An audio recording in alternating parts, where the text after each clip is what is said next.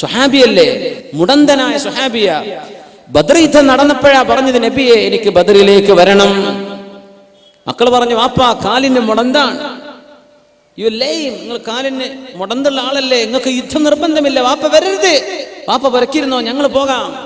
ഖാലിദ് എന്ന മകൻ, അബ്ദുല്ലാഹി എന്ന മകൻ, ഇവരൊക്കെ പറഞ്ഞു, വാപ്പ നിങ്ങൾ വരണ്ട, നിങ്ങൾ പൊയ്ക്കോളി, നിങ്ങൾ പുരക്കിരുന്നു, നിങ്ങൾക്ക് യുദ്ധം നിർബന്ധമല്ലല്ലോ. മക്കളെ വാപ്പാക്ക് വരണല്ലോ. വാപ്പാരൊക്കെ പറയും, ഇങ്ങനെ ഖുർആൻ ക്ലാസ്സിന് പോകണമെന്നോ വേദന കേൾക്കണമെന്നോ. മക്കൾ, വാപ്പ നിങ്ങൾക്ക് വയ്യാത്തല്ല, വാപ്പ നിങ്ങൾ പുരക്കിരുന്നോ, വാപ്പ എന്നാ എനിക്ക് പോയേ പറ്റൂ, അങ്ങനെ ഉണ്ടാവില്ലേ? സുബ്ഹാനല്ലാഹ്. ബദർ യുദ്ധം കഴിയുകയും ബദരീങ്ങളുടെ മഹത്വം അല്ലാഹുവിന്റെ റസൂൽ പറയുകയും ചെയ്തപ്പോ അംർ ഇബ്നുൽ ജമൂഹ് റളിയല്ലാഹു അൻഹു കരഞ്ഞുകൊണ്ടിരുന്നു. ഉഹദ് യുദ്ധം വരുന്നുണ്ട് എന്ന് കേട്ടപ്പോ പറഞ്ഞു, നബിയേ, ഉഹദ് എന്ന യുദ്ധം, ഇനിയൊരു യുദ്ധം നടക്കാനുണ്ടെങ്കിൽ എന്റെ കാലിന്റെ മുടന്തിന്റെ പേരിൽ എന്നെ തടഞ്ഞു വെക്കാൻ മക്കൾ അനുവദിക്കരുത് നബിയേ. എന്റെ മക്കളോടങ്ങ് പറയണം, വാപ്പാക്ക് പോണമെങ്കിൽ വാപ്പ പൊയ്ക്കോട്ടെ, എന്നെ പോകാനൊന്ന് സമ്മതിക്കണം നബിയേ. മക്കളോട് പറഞ്ഞാ മതി നബിയേ. യാ അല്ലാ, ഗൾഫ് പോകാൻ അയക്കണം എന്നല്ലേ ഈ പറഞ്ഞതിനർത്ഥം? യുദ്ധത്തിന് പോകാൻ എന്നെ അനുവദിക്കണം. എന്താണ് ആ ഈമാനൊക്കെ? പടച്ചറബ്ബേ, നമ്മളൊക്കെ പറയും സ്വഹാബത്തിന്റെ കാലത്തൊക്കെ നമ്മളൊക്കെ ജീവിച്ചിരുന്ന വലിയ ഉഷാറായി പോയേനെ. ഇതൊക്കെ ആലോചിക്കണം. യുദ്ധത്തിന് പോകാൻ വേണ്ടി പറയുമ്പോൾ നമുക്കൊക്കെ പോകാൻ കഴിയോ? നമ്മളൊക്കെ ആ കാലത്തായിരുന്നെങ്കിൽ നമുക്ക് പറ്റുമായിരുന്നോ? സ്വഹാബത്ത് ചെയ്ത ത്യാഗം നമ്മളെ കൊണ്ട് പറ്റുമോ?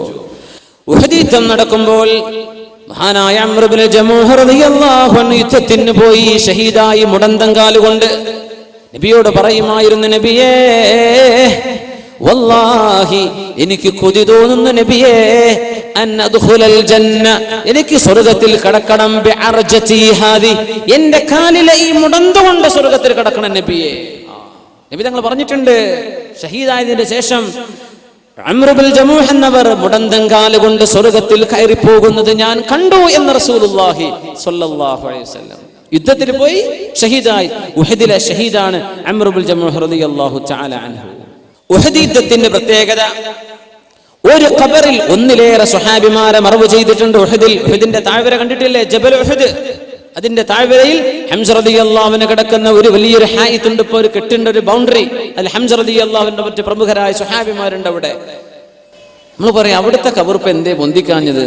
സ്വഹാബത്തിന്റെ ഖബർ, അതല്ലെങ്കിൽ ജന്നത്തുൽ ബഖീഇലേത് ജന്നത്തുൽ മുഅല്ല, അവിടെ കിടക്കുന്നത് മുഴുവൻ വിഐപികളല്ലേ.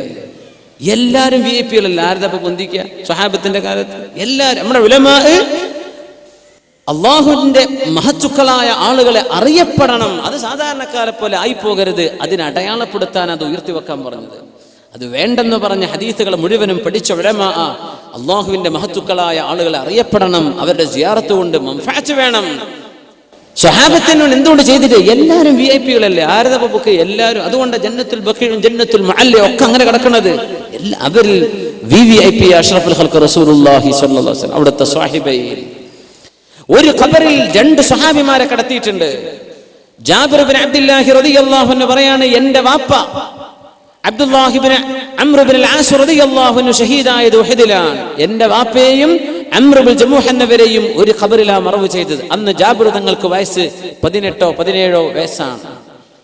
വാപ്പാനെ മറവ് ചെയ്ത് കണ്ടു. വാപ്പയെ താഴെ കിടത്തി, നേരെ മേലെയാ കിടത്തിയത് അംർ ഇബ്നുൽ ജമൂഹ് റളിയല്ലാഹു അൻഹുവിനെ. ബഹുമാനപ്പെട്ടവര് മരിക്കുമ്പോ കൈ ഇങ്ങനെ നെറ്റിയിൽ പിടിച്ചിട്ടാണ് മരിച്ചത്. ആര്? ഷഹീദായത് അംർ ഇബ്നുൽ ജമൂഹ് റളിയല്ലാഹു അൻഹു. നെറ്റിയിൽ ഒരു അമ്പ് തറച്ചപ്പോ ആ അമ്പ് പിടിച്ചു വലിച്ചെറിഞ്ഞപ്പോ ശക്തമായ ചോര വന്നപ്പോ കൈ കൊണ്ട് ഇങ്ങനെ രക്തം ഇങ്ങനെ അടച്ചു പിടിച്ച് കിടന്നതാ. ആ കിടപ്പിൽ ഷഹീദായി അംർ ഇബ്നുൽ ജമൂഹ് റളിയല്ലാഹു അൻഹു. നമ്മുടെ ഉലമാ ഒക്കെ കിതാബുകളിൽ രേഖപ്പെടുത്തിയ പ്രബലമായ അർത്ഥശങ്ക കിടമില്ലാത്ത സംഭവമാണ്. നമ്മൾ അങ്ങനത്തെ ഒന്നുമല്ല വിളിച്ചു പറയുന്നത്. ആധികാരികമായ ഒരു സദസ്സാണ്. ഒരു മൈക്കിന് മുമ്പെന്ന് ഞാൻ പറയാണ്, ഇത് നമ്മൾ ആധികാരികമായി ഇവിടെ പറയാൻ പറ്റൂ. അതുകൊണ്ട് മുഅ്മിനെ ഒരു സംശയം വേണ്ടാത്ത സംഭവമാണിത്. സ്വഹാബിയല്ലേ, നെറ്റിയിൽ കൈവച്ചുകൊണ്ടാ കടന്നത്. പക്ഷേ യുദ്ധമൊക്കെ കഴിഞ്ഞ് നോക്കുമ്പോൾ മറവ് ചെയ്യാൻ കൊണ്ടുവരുമ്പോ കൈ നിർത്തിയിട്ട് നിവരുന്നില്ല. മരിച്ചു കിടക്കുന്ന മയ്യത്തിന്റെ മിഫ്സലുകൾ നേരെയാക്കി കൊടുക്കണ്ടേ, കണ്ണ് ചിമ്മി കൊടുക്കണം. അങ്ങനെ അങ്ങ് മരിച്ച് ശരീരം ഫ്രീസായി പോയാൽ പിന്നെ നിർത്തിയ നീരൂല. അംർ ഇബ്നു ജമൂഹയുടെ കൈ അങ്ങനെ കഫൻ ചെയ്ത് മറവ് ചെയ്ത സ്വഹാബിയാണ്, മറവ് ചെയ്യപ്പെട്ട സ്വഹാബി അംർ ഇബ്നു ജമൂഹ് റളിയല്ലാഹു. അപ്പൊ മേലെ അവരെ കടത്തിയത് കൈ ഇങ്ങനെ കടന്നത് നെറ്റിയിൽ, മറ്റേത് ശരിയാ ഒരു കൈ ഇങ്ങനെയായിരുന്നു. ഇതേ ജാബിർ റളിയല്ലാഹു അൻഹു 58 വയസ്സുള്ളപ്പോൾ 40 വർഷങ്ങൾക്ക് ശേഷമുള്ള സംഭവം. ജാബിർ ഇബ്നു അബ്ദുല്ലാഹി റളിയല്ലാഹു അൻഹു റിവായത്ത് ചെയ്യുന്ന സ്വഹീഹായ ഹദീസ്. ഉഹദ് മലയിൽ ശക്തമായ മഴ പെയ്തപ്പോ, മഴവെള്ളപ്പാച്ചിൽ വന്നപ്പോ മലയിൽ നിന്ന് വെള്ളം കുത്തിയൊലിച്ചു. ഉഹദ് മലയിൽ നിന്ന് ആ വെള്ളം ഒഴുകി വന്നത് മഹാന്മാരായ സ്വഹാബിമാർ ഉഹദിലെ ശുഹദാക്കൾ കിടന്ന ഖബറിന്റെ മുകളിലൂടെയാണ്. വെള്ളം കൊണ്ട് ഒലിച്ചപ്പോ ഒരുപാട് ഖബറിന്റെ മേലത്തെ മണ്ണങ്ങ് നീങ്ങിപ്പോയി. ഒരുപാട് ഖബർ പുറത്തായി. നോക്കും അവരൊക്കെ അതേപോലെ കിടക്കുന്നുണ്ടെന്ന്. അതാ ഏറ്റവും വലിയ അത്ഭുതം. എല്ലാവരെയും എടുത്തു.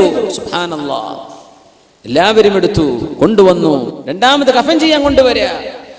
അങ്ങനെ ഖബർ തുറന്നതിലുണ്ട് എന്റെ ഉപ്പ അബ്ദുല്ലാഹി ഇബ്നു അംർ ഇബ്നുൽ അസിന്റെ ഖബറും റളിയല്ലാഹു അൻഹു അംർ ഇബ്നുൽ ജമൂഹ് എന്നവരും കടന്ന ആ ഖബറും പുറത്തായിട്ടുണ്ട്. അംർ ഇബ്നുൽ ജമൂഹ് എന്നവരെയും എന്റെ വാപ്പയെയും രണ്ടാമതൊന്ന് കഫൻ ചെയ്യാൻ ഞങ്ങൾ കൊണ്ടുവന്ന് കിടത്തി. അപ്പൊ കൈ ഇങ്ങനെ ഒരു കുഴപ്പം. 40 കൊല്ലം കഴിഞ്ഞിട്ട്, 40 വർഷം കഴിഞ്ഞ് സ്വഹാബിമാരുടെ ശരീരത്തിന് ഒരു കുഴപ്പവും സംഭവിച്ചിട്ടില്ല. എന്താ ഉമ്മിനെ, എന്താണിത്? ഭൗതിക നിയമങ്ങൾ അല്ലാഹു പൊളിച്ചെഴുതുക. മണ്ണിൽ വെച്ച അലിയണം. ചിലത് അല്ലാഹു തൊടാൻ സമ്മതിക്കൂല. ചില മണ്ണുകളോട് പറയും തൊടണ്ട, അവിടെ കടന്നോട്ടെ. 2 ആയത്തിലാ ഖുർആൻ പറഞ്ഞത്. لا تحسبن الذين قتلوا في سبيل الله أمواتا بل أحياء عند ربهم يرزقون. അല്ലാഹുവിന്റെ മാർഗത്തിൽ ഷഹീദായി പോയ ആളുകൾ അങ്ങനെയാണ്. അവർ മരിച്ചവരാണെന്ന് വിചാരിക്കല്ല, ജീവിച്ചിരിപ്പുണ്ട്. ഹയാത്തൻ തലീഖു ബിഹിം, അവരവരോട് യോജിച്ച ഒരു ഹയാത്ത് അല്ലാഹു അവർക്ക് കൊടുക്കുന്നുണ്ടെന്നേ മനസ്സിലാക്കാൻ പറ്റൂ. അവർ ചോറയ്ക്കുന്നുണ്ട്, വെള്ളം കുടിക്കുന്നുണ്ടെന്നല്ല പറഞ്ഞതിന്റെ അർത്ഥം. അവർക്ക് ജീവനുണ്ട്. സ്വഹാബിമാൽ കാണിച്ചു തരാം അല്ലാഹു തആല. റൂഹിന്റെ ഇടപെടൽ നോക്കണം.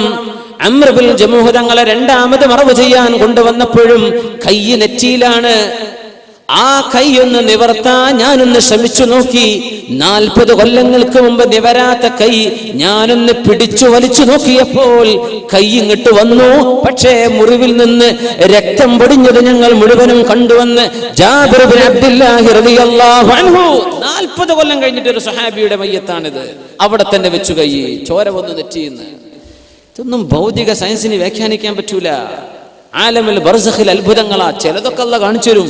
ലോകത്ത് നൽകുന്ന മുഴുവൻ നമുക്ക് കാണിച്ചു തരാൻ പറ്റുമോ? മുഅ്മിനീങ്ങൾക്ക് സാമ്പിൾ മതി. യുക്തിവാദിക്ക് ഞാൻ 1000 പറഞ്ഞു കൊടുത്താലും തിരിയൂല. അള്ളാഹു നമുക്കൊക്കെ ഹിദായത്ത് നിലർത്തി തരുമാറാകട്ടെ. അങ്ങനെ മറവ് ചെയ്തു രണ്ടാമത് ജാബിർ റളിയല്ലാഹു അൻഹുവിന്റെ വാപ്പയെ അംർ ഇബ്നുൽ ജമൂഹ് തങ്ങൾ. 40 കൊല്ലങ്ങൾക്ക് ശേഷം മഹാനായ മുആവിയ റളിയല്ലാഹു അൻഹു ഖിലാഫത്തു റാഷിദക്ക് ശേഷം ഭരിച്ച മഹാനല്ലേ എന്ന് പറഞ്ഞാൽ അഷ്റഫുൽ ഖൽഖ് സ്വല്ലല്ലാഹു അലൈഹി വസല്ലം തങ്ങളുടെ വഫാത്തിന് ശേഷം 50 വർഷങ്ങൾക്ക് ശേഷം ഭരണം നടത്തുന്ന 45 വർഷങ്ങൾക്ക് ശേഷം 40 വർഷങ്ങൾക്ക് ശേഷം ഇസ്ലാമിക ലോകത്ത് ഭരണം നടത്തിയ അമീർ മഹാനായ മുആവിയ ഇബ്നു അബീ സുഫിയാൻ റളിയല്ലാഹു അൻഹുമാ. അവര് മദീനയിലേക്ക് ഒരു കനാലിന്റെ പ്രൊജക്ട് ഉണ്ടാക്കിയിരുന്നു. മദീനത്തേക്ക് ഇറിഗേഷൻ, വെള്ളം കൊണ്ടുപോകാൻ ഒരു കനാൽ കീറാൻ വേണ്ടി പറഞ്ഞിരുന്നു. ആ കനാൽ കീറുമ്പോ ശുഹദാഇന്റെ ഖബറൊക്കെ കിടക്കുന്ന ഭാഗത്തിന്റെ അരികിലൂടെയാണ് കനാൽ കീറിപ്പോയത്. കീറി നോക്കുമ്പോ കനാലിൽ ചോര കാണുന്നു. സ്വഹാബത്ത് പണിക്ക്, താബിഈങ്ങൾ ജീവിച്ചിരിക്കുന്ന കാല, സ്വഹാബികളുള്ള കാലമാണ്. പണിയൊക്കെ നിർത്തിവെച്ചു. ഖബർ മണ്ണെന്ന് ചോര. നമുക്കൊക്കെ എത്ര അനുഭവങ്ങൾ ഉണ്ടാവും നമ്മുടെ നാടുകളിൽ. സുബ്ഹാനല്ലാഹ്, ഇതൊക്കെ നമ്മളെ നാട്ടിലില്ലേ? നമ്മുടെ മഹാന്മാരായ ഔലിയാക്കന്മാരും സ്വാലിഹീങ്ങളും മഖാമുകളൊക്കെ നാട്ടിൽ ഉണ്ടായതൊക്കെ അങ്ങനെയല്ലേ? അറിയപ്പെടാതിരുന്ന ആളുകൾ മണ്ണ് കുഴിക്കുമ്പോഴാണ് കാണുക. അള്ളാഹു അറിയിച്ചു കൊടുക്കാൻ അടയാളങ്ങൾ വെച്ചു കൊടുക്കല്ലേ? നിങ്ങൾക്ക് എത്ര അനുഭവങ്ങൾ ഉണ്ടാകും? ആ മണ്ണിൽ നിന്ന് ചാലുന്ന ചോര വന്നപ്പോൾ നിർത്തിവെച്ചു. മഹാനായ സുഫിയാനി സൗരി റളിയല്ലാഹു അൻഹു ഹദീസ് പണ്ഡിതനാണ്. ബഹുമാനപ്പെട്ടവർ ജീവിച്ചിരിക്കുന്ന കാലമാണ്. ഇവരെ കൊണ്ടുവന്നു നോക്കാൻ വേണ്ടി പറഞ്ഞു. അവരിറങ്ങിയിട്ട് മണ്ണ് നീക്കി നോക്കുമ്പോ ഫഇദാ ഹുവ ഖദമു ഹംസ റളിയല്ലാഹു തആല അൻ. ഹംസ റളിയല്ലാഹു അൻഹുവിന്റെ കാലിൽ ഈ മണ്ണ് വെട്ടിയപ്പോൾ ഒരാളിന്റെ മൺവെട്ടി തട്ടിയിട്ട് ചോര വന്നതാ. അല്ലാഹു കാണിച്ചു കൊടുക്കായിരുന്നില്ലേ ഇത്? 50 കൊല്ലങ്ങൾക്ക് ശേഷം